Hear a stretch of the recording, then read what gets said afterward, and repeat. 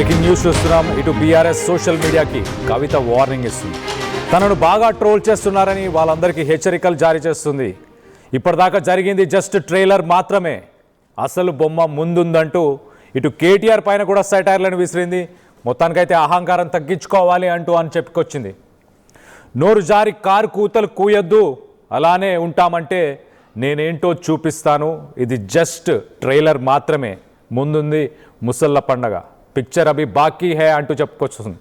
ఇటు సిపిఐ సిపిఎంను తోక పార్టీలంటూ ఒకప్పుడు వెక్కిరిచ్చింది మీరే కదా, ఇప్పుడు ఆ తోకలకే కేటీఆర్ తోక అయ్యాడు. ఇటు కొత్తగూడెంలో కొత్తగూడెం కార్పొరేషన్కి సంబంధించి హంగ్ సిట్యువేషన్కి ఇటు కేటీఆర్ రెస్పాండ్ అవుతూ ఇటు సిపిఐకి సంబంధించిన ఎమ్మెల్యేకి ఫోన్ చేసి తను మాట్లాడడం గురించి తను ఉద్దేశిస్తుంది. మొత్తానికైతే ఒకప్పుడు సిపిఐ సిపిఎంలను ఈ వామపక్ష పార్టీలను తోక పార్టీలంటూ వెక్కిరించారు కదా, ఇప్పుడు ఆ తోకలకే కేటీఆర్ తోక అయ్యాడు అంటూ ఆమె సెన్సేషనల్ కామెంట్స్ అని చెప్పుకోవచ్చు. ఒక్కసారి ఇటు కవిత తన మాటల్లోనే ఏం మాట్లాడిందో ఒకసారి వినే ప్రయత్నం చేద్దాం. కార్మికుల హక్కుల కోసం బాగా పనిచేసింది కాబట్టి కొత్తగూడెంలో నేను ఇక సరే మనం రాజకీయ శక్తిగా వస్తామనగానే బీఆర్ఎస్ పార్టీ నుండి అనేక మంది సోషల్ మీడియాలో కావచ్చు, ఇంకో చోట కావచ్చు, రకరకాలుగా ట్రోలింగ్ చేస్తూ ఉన్నారు. వాళ్ళందరికీ నేను ఒకటే మాట చెప్తా ఉన్నా, ఎట్ సిర్ఫ్ ట్రైలర్ है, పిక్చర్ బాకీ है.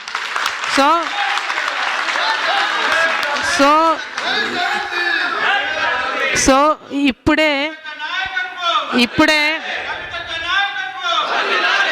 ఇప్పుడే తొందరపడి మాట జారకండి, కారు కూతలు కుయ్యకండి, ఇప్పటికన్నా సరిదిద్దుకోండి. ఉద్యమకారులను పట్టించుకోలేదు. కేటీఆర్ గారు మాట్లాడుతూ సిపిఐ పార్టీ కార్మికుల హక్కుల కోసం బాగా పనిచేసింది కాబట్టి కొత్తగూడెంలో నేను ఓపెన్ ఆఫర్ ఇస్తున్నా అని చెప్పారు. అంటే బీఆర్ఎస్ పార్టీ ఎంత దుస్థితికొచ్చిందంటే, మనం ఇదివరకు సిపిఐ సిపిఎం పార్టీని తోక పార్టీ అనేది బీఆర్ఎస్ వాళ్ళు, అంటే ఇప్పుడు ఆ తోక పార్టీకి తోకగా మారిపోయింది బీఆర్ఎస్ పార్టీ. వాళ్ళు అడగనే లేదు, వీళ్ళే ఓపెన్ ఆఫర్ ఇచ్చి మేమే ఇస్తాం పొత్తు అని చెప్తారు. నేను ఇదివరకు కూడా చెప్తూ వచ్చిన నా పొలిటికల్ అబ్జర్వేషన్ ప్రకారం బీజేపీ బీఆర్ఎస్ పొత్తుకు ఇది తొలి మెట్టుగా నేను భావిస్తూ ఉన్నా. మరి ఇక్కడ నుంచి ఎట్లయితుంది ఏంది అన్నది అబ్జర్వ్ చేస్తూ ఉండాలి, కానీ తొలి మెట్టుగా నేను భావిస్తూ ఉన్నా. ఇక సరే, సో మొత్తానికైతే ఇటు కవిత సెన్సేషనల్ కామెంట్స్ అని చెప్పుకోవచ్చు. ఇటు కేటీఆర్ మీద ఆయన విమర్శిస్తున్నారు. ఒకప్పుడు వాటిని బీఆర్ఎస్కి సంబంధించిన నాయకులు వీళ్ళందరూ కూడా తోక పార్టీలు అనేవారు. అలాంటి తోక పార్టీలు వాళ్ళ గురించి ఇప్పుడు ప్రస్తుతానికి వాళ్ళకి కేటీఆర్ ఒక తోకలా మారాడు, వాళ్ళకి తోకలా అయ్యాడు అంటూ ఇటు కవిత చెప్పుకొచ్చే ప్రయత్నం చేసింది. వాళ్ళు అడగక ముందే నేనే మీకు కార్పొరేషన్కి సంబంధించి మీరు కావాలంటే తీసుకోండి, నేను మద్దతు ఇస్తాను అంటూ ఫోన్ చేసి మరి ఇటు కేటీఆర్ మాట్లాడాడంటూ మొత్తానికి సెన్సేషనల్ కామెంట్స్. బీఆర్ఎస్ ప్రభుత్వం గడిచిన 10 ఏళ్ళు ప్రభుత్వంలో వాళ్ళు పాలించిన అన్ని రోజులు కూడా ఉద్యమకారులను ఏ రోజు కూడా పట్టించుకోలేదు. అలాగే ఇటు ఒక శక్తిగా నేను ముందుకొచ్చే ప్రయత్నం చేస్తున్నాను కాబట్టి బీఆర్ఎస్కి సంబంధించిన సోషల్ మీడియా వింగ్ నన్ను టార్గెట్ చేస్తుంది. నన్ను టార్గెట్ చేస్తూ సోషల్ మీడియాలో కొన్ని మేమ్స్ని, కొన్ని పోస్టులని పెట్టే ప్రయత్నం చేస్తున్నారు అంటూ ఆయన సెన్సేషనల్ కామెంట్స్. ఇది జస్ట్ బిగినింగ్, ఇది ప్రారంభం మాత్రమే, పిక్చర్ అభి బాకీ హే అంటూ వార్నింగ్ వస్తుంది. మరి రానున్న రోజుల్లో ఇంకా కొన్ని విషయాలను బయటపెట్టే అవకాశం ఉందా, లేకపోతే ఏం చేసే అవకాశం ఉంది, దీనికి సంబంధించి మరింత అప్డేట్ తీసుకునే ప్రయత్నం చేద్దాం. మా ప్రతినిధి మధు ఉన్నారు, మధుతో మాట్లాడి తెలుసుకునే ప్రయత్నం చేద్దాం. మధు, చెప్పండి, ఇటు కొత్తగూడెం అని అంటే బొగ్గు గనులు, ఒక రకంగా సింగరేణికి సంబంధించిన కాలరీస్ అని చెప్పుకోవచ్చు. ఒకప్పుడు వాటి యూనియన్స్కి ప్రెసిడెంట్గా వాటి యూనియన్స్ని రన్ చేసింది కవిత అని చెప్పి అనుకోవచ్చు. ఒక శక్తిగా తాను వస్తుంది అన్న ఉద్దేశంతోనే బీఆర్ఎస్ సోషల్ మీడియా వింగ్ ఇలా తన పైన సెటైరికల్గా కావచ్చు, ఇలాంటి మేమ్స్ కానీ పోస్టులు కానీ పెట్టే ప్రయత్నం చేస్తుంది. మొత్తానికి వాళ్ళందరికీ వార్నింగ్ కూడా ఇస్తుంది చాలా క్లియర్గా, పిక్చర్ అభి బాకీ హే అంటుంది. అంటే రానున్న రోజుల్లో ఇంకా కొంత ఇంపార్టెంట్ అలాగే కాంట్రవర్షియల్ విషయాలని మనం బయటపెట్టే అవకాశం ఉందా? ఇట్లాగే కంటే కాస్త దూకుడు పెంచుతూ ముందుకు పోతా ఉన్నారు. ముఖ్యంగా జాగృతి ఎప్పుడైతే పార్టీగా మారబోతుందని ప్రకటన చేశారో, పార్టీ నుంచి సస్పెండ్ అయిన తర్వాత అప్పటి నుంచి కాస్త అటాక్ మోడ్ పెంచుతూ పోతున్నారు. నిన్న కూడా కవిత అదే అటాక్ లో బీఆర్ఎస్ చెప్పినట్టుగా కనిపించింది. ముఖ్యంగా ఇది కేవలం ట్రైలర్ మాత్రమే, కావాలని ట్రోల్ చేస్తున్నారు, పిక్చర్ ఆఫ్ బాకీ హే అనేటువంటి ఒక స్టేట్మెంట్ చేస్తారు. జనరల్ గా ఈ స్టేట్మెంట్ తోటే ఒక చిన్న డైలాగ్ అయినప్పటికీ కూడా ముందు ఇంకా పెద్ద ఎత్తున బ్లాస్టింగ్స్ ఉంటాయి అనేటువంటి ఒక రీతిలో ఆమె చాలా స్పష్టంగా ఒక చిన్న డైలాగ్ తో ఇచ్చే ప్రయత్నం చేస్తారు. అహంకారం తగ్గించుకోవాలి, నోరు జారి నా పైన ఎవరైతే ట్రోల్ చేస్తా ఉన్నారో, కారు కూతలుపుతా ఉన్నారో, ఇప్పటికైనా బంద్ చేయండి, అలానే ఉంటామంటే నేనేంటో త్వరలో చూపిస్తాం. మొన్న జరిగినటువంటి మున్సిపల్ ఎన్నికల్లో దాదాపు కొన్ని ప్రాంతాల్లో ఇటు ఆల్ ఇండియా ఫార్వర్డ్ బ్లాక్ కి సంబంధించినటువంటి పార్టీతో కలిసి సమన్వయం చేసుకుంటూ జాగృతి సంస్థ అభ్యర్థులు ఆసక్తి ఉన్నటువంటి వారు పోటీ చేశారు. సో వాళ్ళు విజయం సాధించారు. ఒక దగ్గర అయితే డైరెక్ట్ గా గద్వాలలో కార్పొరేషన్ ని వడ్డేపల్లి శ్రీనివాస్ ఆధ్వర్యంలో కార్పొరేషన్ ని కైవసం చేసుకున్నారు. తర్వాత జరిగిన పరిణామాలు వేరే, ముఖ్యమంత్రి సమక్షంలో జాయిన్ అయ్యారు వాళ్ళు వేరే. కానీ ముందుగా అయితే ఆల్ ఇండియా ఫార్వర్డ్ బ్లాక్ తో ఒప్పందం కుదుర్చుకొని ముందుకు పోయినటువంటి పరిస్థితి. సో మొదటి ఎన్నికల్లోనే ఒక జలకిచ్చాము రాజకీయంగా. ఫ్యూచర్ లో ఇంకా పెద్ద ఎత్తున మా పర్ఫార్మెన్స్ ఉంటుందనేటువంటి రీతిలో నిన్న బీఆర్ఎస్ పార్టీకి ముఖ్యంగా కేటీఆర్ కి ఆమె ఈ డైలాగ్ రూపంలో వార్నింగ్ ఇచ్చే ప్రయత్నం చేశారు. ఇప్పుడు కేవలం ఇది ట్రైలర్ మాత్రమే, పిక్చర్ అభి బాకీ హే అనేటువంటి స్టేట్మెంట్ ప్రస్తుతం పెద్ద ఎత్తున చర్చ కొనసాగుతుంది. గతంలో సిపిఐ సిపిఎం లో చిన్న తోక పార్టీలను మాట్లాడారు. ఈరోజు ఆ పార్టీలకే తోక పార్టీగా బీఆర్ఎస్ మారిపోయింది. కొత్తగూడెంలో ముందుగానే ఆఫర్ ఇస్తున్నారు. వాళ్ళని అడగలేదు, ఏం చర్చలు జరగలేదు, ముందుగానే ఆఫర్ ఇస్తున్నారంటే బీఆర్ఎస్ పరిస్థితి ఎట్లా ఉందో అర్థం చేసుకోవచ్చు. రాష్ట్రంలో బీఆర్ఎస్ అటర్ బ్లాక్ అయింది, ప్రతిపక్ష పాత్ర పోషించట్లేదు. అందులో భాగంగానే ఎవరు ప్రత్యామ్నాయం లేక కాంగ్రెస్ వైపు ప్రజలు నిలబడాల్సినటువంటి పరిస్థితి ఉంది. కాంగ్రెస్ కూడా ప్రజలు నమ్మట్లేదు, కానీ ఎవరు ప్రత్యామ్నాయం లేరు గ్రౌండ్ లో. కాబట్టి కాంగ్రెస్ వైపు జనాలు నిలబడినటువంటి సిచ్యువేషన్. ఫ్యూచర్ లో మేమే ఉంటాం పార్టీ వచ్చిన తర్వాత అనేటువంటి స్టేట్మెంట్ చేస్తారు. అన్నిటికంటే ముఖ్యంగా బీఆర్ఎస్ సోషల్ మీడియాకి కవిత వార్నింగ్ ఇచ్చారు. అయితే మధు, ఇక్కడ ఉద్యమకారులని ఎప్పుడు పట్టించుకోలేదన్న మాట కూడా ఆయన మాట్లాడారు.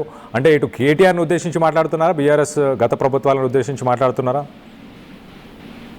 ఎగ్జాక్ట్లీ. అంటే డైరెక్ట్ కేసీఆర్ నే టార్గెట్ చేస్తారు ఆమె ఈ విషయంలో మాత్రం. కేటీఆర్ ని హరీష్ రావు ముఖ్యంగా బీఆర్ఎస్ పార్టీలో మొదటి నుంచి ఉన్నటువంటి ఉద్యమకారులకు పెద్దపీట వేయలేకపోయారు. కొద్ది మందికి మినహాయించి బయట నుంచి వచ్చిన వాళ్ళకి ఎమ్మెల్యే టికెట్ ఇచ్చారు, మంత్రులు ఇచ్చారు, పై స్థానంలో కూర్చోబెట్టారు అంటూ ఆమె డైరెక్ట్ గా టార్గెట్ చేస్తారు. టార్గెట్ చేసిన వాళ్ళలో కవిత ఇంద్రారెడ్డి ఆమె టార్గెట్ చేసిన వాటిలో, తర్వాత మల్లారెడ్డి, తర్వాత రీసెంట్ గా ఇంకా కొంతమందిని టార్గెట్ చేస్తూ తలసాని శ్రీనివాస్ యాదవ్ కావచ్చు, ఇట్లా కొంతమంది బయట నుంచి వచ్చిన వారికి పెద్దపీట వేశారు. మొదటి నుంచి ఉద్యమకారులకు ఆమె చేయలేదందు మొన్న జరిగినటువంటి మీడియా ఒక సమావేశంలో కూడా ఉద్యమకారులు జరిగిన సమావేశంలో స్టేట్మెంట్ చేశారు. మాది పత్తు రాజకీయ పార్టీగా ఉండదు, ఉద్యమ పార్టీగానే ఉంటుంది అనేటువంటిది. అంటే తండ్రికి కౌంటర్ ఇచ్చారు ఆమె. గతంలో స్టేట్మెంట్ ఇదే చేశారు కేసీఆర్. తెలంగాణలో అధికారంలోకి వచ్చిన తర్వాత ఇక్కడ నుంచి మాది ఉద్యమ పార్టీ కాదు, పత్తు రాజకీయ పార్టీ అనేటువంటి స్టేట్మెంట్ చేశారు. అంటే ఆ ఉద్యమం అనేటువంటి దాంతో ఆ బంధాన్ని తెంచుకున్నారు బీఆర్ఎస్. కానీ మేము మాత్రం ఉద్యమ పార్టీగా ఉంటామనేటువంటి మీనింగ్ లో కవిత మాట్లాడారు. డైరెక్ట్ గా కేసీఆర్ కి టార్గెట్ చేస్తారు. ఉద్యమకారులను పట్టించుకోలేదు అని కేసీఆర్ ని ఆమె మాట్లాడారు. తండ్రి అయినా, బీఆర్ఎస్ పార్టీ ప్రెసిడెంట్ అయినా, మాజీ ముఖ్యమంత్రి అయినా ఆమె డైరెక్ట్ గా తండ్రి, అన్న, బావ వీళ్ళందరినీ పొలిటికల్ టార్గెట్ చేసుకుంటూ పోతా ఉన్నటువంటి పరిస్థితి. నేను అక్కడ ఉన్నప్పుడు లోపల ఉండి బాధపడ్డాను, మీరంతా బయట ఉండి బాధపడ్డారు, పెద్ద తేడా ఏం లేదు, అందుకే ఈ రోజు బయటకు వచ్చాను మాట్లాడుతున్నటువంటి పరిస్థితి అనేటువంటి స్టేట్మెంట్ చేశారు. సో ఆమె అటాక్ మోడ్ పెంచుతూ పోతున్నట్టుగా కనిపిస్తా ఉంది. కళ్యాణ్ వరుసగా పొలిటికల్ గా జాగృతి 3 నెలల లోపల పార్టీగా మారబోతా ఉంది. దాని తర్వాత ఆమె పూర్తి స్థాయిలో గ్రౌండ్ లో ఉండేటువంటి కార్యక్రమాన్ని రూపొందించుకున్నట్టుగా తెలుస్తా ఉంది.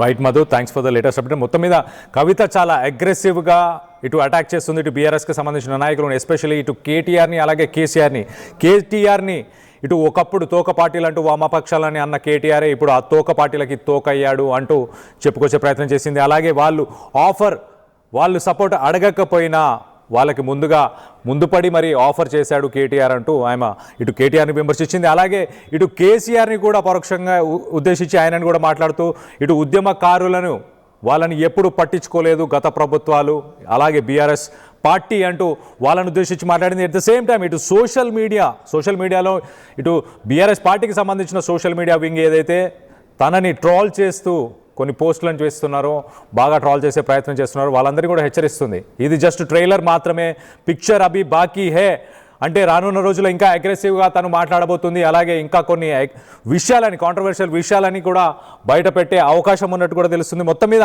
ఇటు బీఆర్ఎస్ ప్రభుత్వం ఉన్నన్ని నాళ్ళు అలాగే ఆ పార్టీ కానీ ఉద్యమకారులకి న్యాయం చేసిందనుకుంటున్నారా, చేయలేదనుకుంటున్నారా? దీనిపై మీ అభిప్రాయాలు ఏంటనేది కింద కామెంట్ రూపంలో తెలియపరచండి. అలాగే ఒక్కసారి కవిత ఇచ్చిన వార్నింగ్ను ఒక్కసారి వినే ప్రయత్నం చేద్దాం. సోషల్ మీడియాలో కావచ్చు, ఇంకో చోట కావచ్చు, రకరకాలుగా ట్రోలింగ్ చేస్తూ ఉన్నారు. వాళ్ళందరికీ నేను ఒకటే మాట చెప్తా ఉన్నా, ఎట్ సిర్ఫ్ ట్రైలర్ है, पिक्चर बाकी है.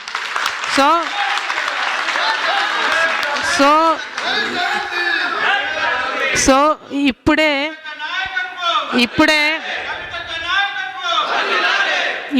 తొందరపడి మాట జారకండి, కారు కూతలు కుయ్యకండి. ఇప్పటికన్నా సరిదిద్దుకోండి. ఉద్యమకారులను పట్టించుకోలేదు.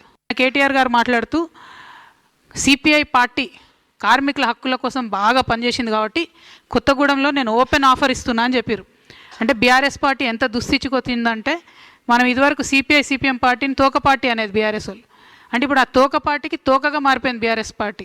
వాళ్ళు అడగనే లేదు, వీళ్ళే ఓపెన్ ఆఫర్ ఇచ్చి మేమే ఇస్తాం పొత్తు అని చెప్తారు. నేను ఇదివరకు కూడా చెప్తూ వచ్చిన నా పొలిటికల్ అబ్జర్వేషన్ ప్రకారం బీజేపీ బీఆర్ఎస్ పొత్తుకు ఇది తొలి మెట్టుగా నేను భావిస్తూ ఉన్నా.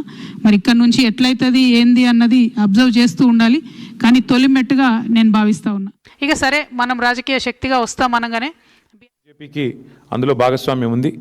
ఇన్ని అక్రమాలు జరుగుతున్నాయని చెప్పి మేము గొంతెత్తి ధర్నాలు చేసి క్షేత్రంలో ఘోషించి ప్రెస్ మీట్లు పెట్టి గవర్నర్ని కలిసి ఇంత హంగామా చేస్తే మరి ఇంతవరకు అటు కాంగ్రెస్ చప్పుడు చేయదు, ఇటు బీజేపీ చప్పుడు చేయదు.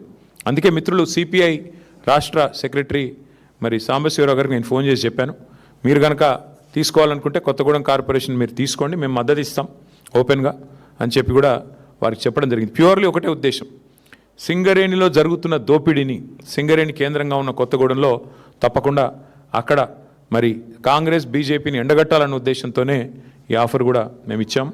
అట్లా కలిసి వచ్చే లౌకిక పార్టీలు ఉంటాయి, చాలా రకరకాల కాంబినేషన్స్ ఉంటాయి. ఇవన్నీ కూడా చూసిన తర్వాత మేమైతే డెఫినెట్గా గట్టిగా పోరాడినాము. గట్టిగా క్షేత్రస్థాయిలో మా నాయకులు మా కార్యకర్తలు కూడా బలంగా కొట్లాడారు. వచ్చే ముందు మిత్రులు కొత్తగూడెం శాసనసభ్యులు రాష్ట్ర సిపిఐ సెక్రటరీ సాంబశివరావు గారితో కూడా నేను మాట్లాడాను. కొత్తగూడెంలో కూడా ఇది హంగ్ వచ్చింది, అక్కడ కూడా సిపిఐకి 25 ఏదో వచ్చినట్టున్నాయి, మాకు 9, 10 వచ్చినట్టున్నాయి. కాబట్టి నేను వారికైతే ఓపెన్ ఆఫర్ ఇచ్చినాను. సింగరేణిలో జరుగుతున్న కుంభకోణాలు, సింగరేణిలో జరుగుతున్న దుర్మార్గాలు, అరాచకాలకు అడ్డుకట్ట వేయాలి అంటే డెఫినెట్గా మేము మీతో కలిసి వస్తాము. కాంగ్రెస్ బీజేపీని అడ్డుకోవాల్సిన అవసరం ఉంది. ఎందుకంటే ఈ రెండు చోట్ల కూడా అక్కడ 51% వాటా సింగరేణిలో రాష్ట్ర ప్రభుత్వానికి ఉంది, కాంగ్రెస్ ప్రభుత్వం ఇక్కడ ఉన్నది. 49% వాటా కేంద్ర ప్రభుత్వానికి ఉంది. చరిత్ర సృష్టించినోడు ఇప్పుడు ఆ చరిత్రని తిరగరాయబోతున్నాడు. అబద్ధాల గోడల్ని బద్దలు కొట్టి నిజాలను రాగా మీ ముందుంచబోతున్నాడు. నిజమైన వార్తల కోసం వెంటనే డౌన్లోడ్ చేసుకోండి రా యాప్ని.